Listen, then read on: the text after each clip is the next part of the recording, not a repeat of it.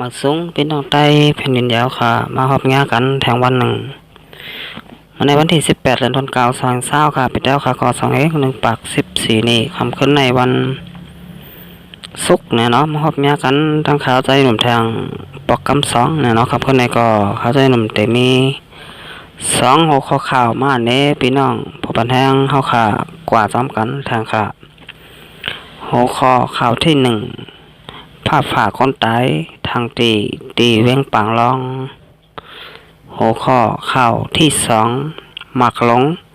ซึกมันตกแตกตีญาติที่ต้องมีคนลูกตาย1ก็มาเจ็บ5 แห้งแทง2ก็ว่าไหนเอาค่ะก็อันดังสุดในน้องสาวเป็นราคาถูกใจส่อง YouTube ขาใจหนุ่มในก็กดติดตามใบปันค่ะอย่าก็กดปันตีแห่งแทงคำ1ในน้องน้องแต้วขาดเดี๋ยวได้หันข่าวอันตั้งเปิดย่าก็อันตั้งสุดค่ะข่าวในข้อง YouTube ขาใจหนุ่มนะคะเนาะเอาค่ะก็ยิ่งสมขอบใจถึงพี่น้องแต้วค่ะเตียนเข้ามากดไลค์กดแชร์ย่าก็กดติดตามปันช่อง YouTube ขาใจหนุ่มอยู่กูก็กูก้อนค่ะเอาค่ะเอาข่าวมาตัวหัวข้อข่าวที่1อันตั้งสุดเนี่ยเนาะพยายามหมดแล้วเนี่ยก็เปลี่ยนไว้ข่าวข่าวฝนเนี่ยเนาะก็ว่า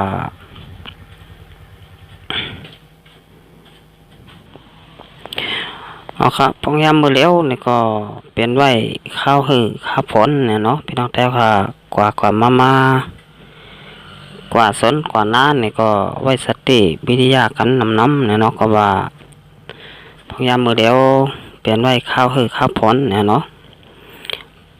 เดี๋ยวไล่โกลองผ้าลงจะไหนเนี่ยเนาะอันนี้ก็ผ้าฝ่าก้นเมืองเนี่ยเนาะตายทางตีเพียงปางร้องเนี่ยเนาะมือว่าวันที่17ค่ะเดือนที่9/2020เนี่ยเนาะเดือน10หมื่1 คำปีแต้วค่ะก็1 ปาก 14นี่ข้าวยำตามคำนั่นภาพฝ่าคนตายทางตีหิมบานหนองคากอง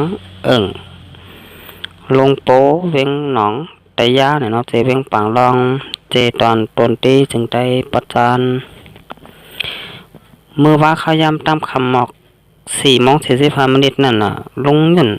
ปามน2ก็ผมมีตึกเหตุการณ์อยู่ในนาย้อนฝนตกแห้งหนาในแลปลามนแนดเข้ากว่าซ่อนฝนตีใต้ต้นไม้ขี้หนูอันมีในกลางนาซ้ำกึ่งกลางผ้าใส่ว่าปลามนอายุ41 ปีเลยลูกเสียงตายทางตีกว่ากำเหลวว่าไหนเนี่ยฮะเนาะจำหนังภายปริมาณเว้งหนองตะยาลัดนั่นที่ขับตัวตายปลามนนั่นเตมีห้อยไผ่ใหม่ขอนโหซ้ำกล่องก่อหิมกลางหมิ่นหูผายใส่จอมแก้มผายใส่แหล่จอมอกผายขวามีห้อยไผ่ไม้ไว้เสียตัวก็ล้ำกำตั้งโตร่มตายไว้อยู่ดีแต่ต้นไม้หมักขี้หนู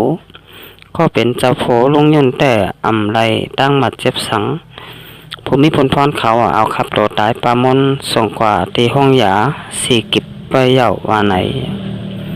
เอาขาในก็เป็นพองข้าวข้าวผลเนี่ยเนาะเป็นนอแต้วคาอยู่ในสวนในนาเนี่ยก็สังว่าแต่ให้ลีเนี่ยเขาคาโดไรมีเถียงให้เถียงนาค่ะอันไหนเขาขาเตะจางหลอดไฟเข็นเนี่ยเนาะหลอดผลหลอดแหลดหลอดลมเยี่ยวก็หลอดผ้าป้าก็จางเป็นได้ค่ะสมมติค่ะมีเถียงนาอัมวาเล็กอัมวาใหญ่เนี่ยเนาะอะไรมีค่ะกับนั้นอันไหนก็ผ้าย้อนว่าอำไรอยู่ไว้ในแถงเนี่ยเนาะก็อยู่ที่ต้นไม้ใหญ่ต้นไม้หลงเนี่ยเนาะอันนี้ก็อำรอดไฟเข็นค่ะก็อยู่ซ้ำแต่ต้นไม้ต้นตอกเนี่ยเนาะกับนั้นเมืองแต้วค่ะสังมาเตฮารีเนี่ยปนว่าเอาเล็กตอกไว้เนี่ยเนาะเล็กตอกไว้ที่ต้นไม้เนาะเล็กสังกะรีค่ะผ้าเต็มผ้าเนี่ยเนาะมาได้เป็นเล็กปุดเล็กปอดจากก่อเจอไหนเนี่ยเนาะก็เอาตอกไว้ครับที่ต้นไม้เนี่ยเนาะ ในเขาคนเฒ่ามาก่อนเขาว่าผ้าเตอำผ้าเนี่ยเนาะก้อยใจเต้ใจเต้อันมันนั่นก็ฮู้แต่ต้องเหมือนกันครับได้ยินคนเฒ่ามือก่อนปันปู่มันนายาเฮาค่ะลาดไว้จังนั้นเนี่ยเนาะอันนี้ก็จ้ามเฮ็ดด้วยกันครับเอาเตะหลอดเพเตะก็จางเป็นได้อยู่เนี่ยเนาะก็ว่าคนเฒ่าคนแก่เพิ่นลาดไว้เนี่ยเนาะเอาค่ะสิเป็นมาต้อยหัวข้อข่าวที่2ค่ะซึกลงปองจึงมันหมักตกแตกตีญาติเตต้องมีคนโดนตาย1ก็มาเจ็บแทง2ก็เมื่อวันที่17เดือนธันวาคม2020ค่ะเดือน10มื้อ1ค่ำปีใต้21ปาก14นี้เขาย่ำกลางไหนหมอก10โมงนั่นหมักหลงซึกมันตกแตกตีวันสวยล่องติ่นเจเวงญาติเตต้องมึงอยากแข่งแลก้นมึงอันมีก้นเมืองอันมีตั้งพิษสังดูตาย1ก็มาเจ็บ5แห้ง2ก็ว่าไหนก็อันดูเสียงตายนั่นที่ห้องอุ้มหม่องเขียวอายุ45ปีคนมาเจ็บ5แห้ง2ก็เป็นอุลาทุนหม่องอายุ60ปีและต่อลาจอนูอายุ78ปีในเยาย่ำเดียวแต่พอมีผลพรเอาตัวก้นหมัดเจ็บส่งกว่ายศยาโตตีห้องยาเย่าว่าไหนคนในพื้นที่คนหนึ่งรัดในว่าหมักลงตกแตกในเป็นหมอกข้าวยำกลางไหนหมอก10 มองฟังอุ้มหมองเขียวตึกกินเข้าอยู่ในเฮิรนหมักลงครึ่งกลางตกแตกแลไล่ลู่เสียงตายทางตีกว่ากำเหลวว่าไหนแทง2ก็แต่จากหมักได้จับตีขาเสไล่หมัดเจ็บไว้เปลี่ยนซึกมันอันต้อง1หิมบานอยู่จอมแคบแม่น้ำแม่อยู่อันยานไกลกันตั้งเบ่งญาติต้องหมอก6ลักซื้อในเสมุงยื้อมาจูวันในเย้าจำหนังสือข่าว RFA ออกข่าวนั่นแต่ก้นบานลาดว่าแล้วพื้นที่นั่นไรมีปังตึกสังเสเป็นซึกมัน3ตับกองตับญาติต้องตับปาตะเล็กจิตต่อยแลตับน้ำอันต้อง1ในแม่น้ำแม่อยู่อันปอไก่กันตั้งวันสวยร้องติ่นนั่นปึ๊ดจิ้วหมักหลงอยู่ภายเหลียวในเย้าซึกมันอยู่ที่หิมวานญาติต้องเสเอาหมักหลงปึ๊ดจิ้วเขาในวาน2 ลูกลูกอ่อนตั้งสุดนั่นตกตีเนื้อวานแทงลูกที่2แต่ตกใส่เนื้อวานเนื้อกลางวานดีลีเสแตกเตอร์ซับก้นเมืองถึงตีก้นเมืองไหลโลตายทางตีว่าไหนไว้เสหมักลงตกแตกเนื้อวานยาวนั่นเฮอตับน้ำของซึกมันขึ้นจอมแม่น้ำไม่อยู่ถึงหิมบานสวยล่องตีนยาวยังลาดออกซบแทงว่าเคาน์เตอร์เดี๋ยวยืมดยาวในแทงลูกก่อนว่าไหนเกี่ยวเลยลองหมักลงตกใส่ตีนเนื้อวันสวยลองตีนในเสจอมหันจอมมินทนภายปุนเผาตับซึกมันตับลาตีสึกขาวแบบเอวาอยู่ที่ซึกมันมีลองตั้งสังเสพุทธยื้อต่อก้นเมืองเพราะว่ามีลองพุทธยื้อเมื่อไหร่ก็ผมมีปั่นแห้งซึมหลักแข่งเขาอ้างอิงโตเก่าว่าเป็นก้นวันในเสเก่าในใส่ตับซึกมันตาเสในเย้าเมื่อวันที่15เดือนธันวาคม2020เหลือน9ลอง13คำปีใต้ขวา21ปาก14นี้เข้ายำตามคำนั้นตับซึกมันตั้งตับซึกหลักแข่งเป็นปังตึกกันจอมสายน้ำเมยอยู่อันป้อกายกันตั้งวันสวยล้องติ่นและก้นบานสวยลิต้องติ่นเฮงปลายอะไรปลายเพไว้กำพองเย้าตีวันก็คึดไว้ก้นเปิดเฮิรนแหล่ก้นเฒ่าก้นแก่กำพองก้อยว่าไหนย้อนว่าเฮอตับน้ำซึกมันอันพุทยือตับซึกละแข่งเสต้อง1อยู่จอมสายแม่น้ำแม่อยู่นั่นมังปอก มีลองตั้งสังเสใกล้ๆเอาหมักหลงปยื้อเขาในวันก้นเมืองต้อมสายแม่น้ำแหล่เพราะว่าก้นบานเขาหันเฮอตับน้ำซึกมาต้อมสายแม่น้ำเพราะในจึงอ่อนกันปลายมกแป๊บตีในลูกเศร้าหังเผยมันใบอยู่ว่าไหน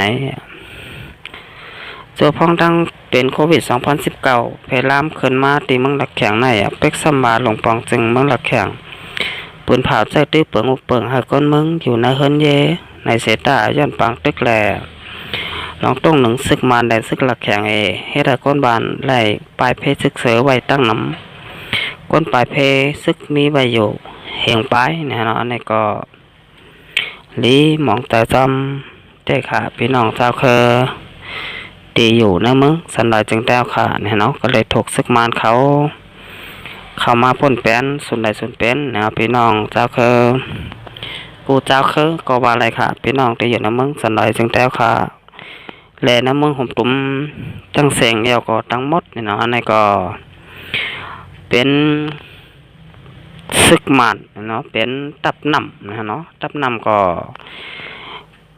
อยู่เนื้อเฮอเสเนี่ยเนาะเอาหมักลงยื้อเข้ามาตีเนื้อวานก้นนะเนาะอันนี้ค่ะหมักไรมาตกแตกใส่ก้นบานไรตายกว่านึงก็เย่าก็หมัดเจ็บแทง2ก็ว่าไหนเนี่ยเนาะเอาค่ะองตีอันนี้ก็เป็นองตีซึกมานได้ซึกหลักแข่งไหลเปลี่ยนปังตึกกันเมื่อปนมานั่นเนาะพองยามเมื่อแล้วนี่ก็คนบ้านคนเมืองแต่เดินเป็นคนหนุ่มแต่มียาวเนาะได้ไปผัดยานเฮือนเยกว่าอยู่ไว้ตีหลอดเพลิงามยาวเนาะเตียนมีก็คนเฒ่าคนแก่เปิดเฮือนเปิดเยก้อยเนาะอันนี้ก็เป็นอันดีไหลไม่ใจซ้อมปีน้องเจ้าเคอในเมืองสนอยจึงแต้วขาเตะๆเนาะนี่ก็เปลี่ยนไม่ตีเมืองอยากแข่งเนาะก็ว่าเมืองจะแข่งนั้นพี่น้องเจ้าก็เมืองสนอยจึงแต้วขาก็เตะหุกขาวหงเงากันดีอยู่เนาะว่าใกล้ๆเปลี่ยนปางตึกกันอยู่เคยๆเยอะๆดังซึกมานเนาะกับนั้นซึกมานก็เฮ็ดกูละลายกูปลายค่ะหนังพอเตะตึกซึกหลักแข็งนั่นเนาะซึกมานก็เตะเฮ็ดโคลายเฮ็ดโคปายหมักไข่เตอร์เผาเตอร์ไข่จับเผาก็จับเนาะกับนั้นอันไหนค่ะลายเฮ็ดลายสร้างซึกมานเขาวันบ่ไหนเนาะพี่น้องแล้วค่ะหลายหูหลายหันกันอยู่เนาะก็มาในเมืองหลักแข็งก้อยเนาะในเมืองสลายจึงแต้วค่ะก็ยามมีมาอย่างเหมือนกันค่ะสังมาเป็นปังตึกในซึกมานเตะเอาหมักลงยื้อใส่ในบ้านเนาะบนว่าตับซึกเตอยู่ไว้ในบ้านเนาะก้อยตับซึกเปิ้นอยู่ในบ้านเนาะอยู่นอกบ้านก้อยเนาะกับนั้นอันนี้ก็เป็นลายเฮ็ดลายสร้างเขาซึกมันเนาะพี่น้องจากเมืองสนามจึงแต้วคาก็ยามไหลลู่หายตายย่อนหมักซึกมันมาเย่าเหมือนกันค่ะเมื่อปี2019ป่นมานั่นเนาะที่ดังเมืองจึงได้ปอดห้องเนาะเอาค่ะอันนี้ก็ได้ให้ลายสร้างซึกมานเขาวันมื้อไหนเนาะปนแป้นสนใดสนเป็นพี่น้องเจ้าเคยเมืองสนามจึงแต้วคามาก็ปียาวเข้าหึงเนาะเอาค่ะอันนี้ก็เฮ็ดให้คนบ้านใดตายกว่านึงก็เย่าก็หมัดเจ็บ2ก็เนาะที่เวงญาติตองเนาะมึงอยากแข่งค่ะเอาค่ะแต่คำพูดในข้าวใจหนุ่มในก็ได้ย้อนกึดหรือไว้ก่อนครับต้องไปมาพบมายากันแทงวันนาค่ะมาส่ง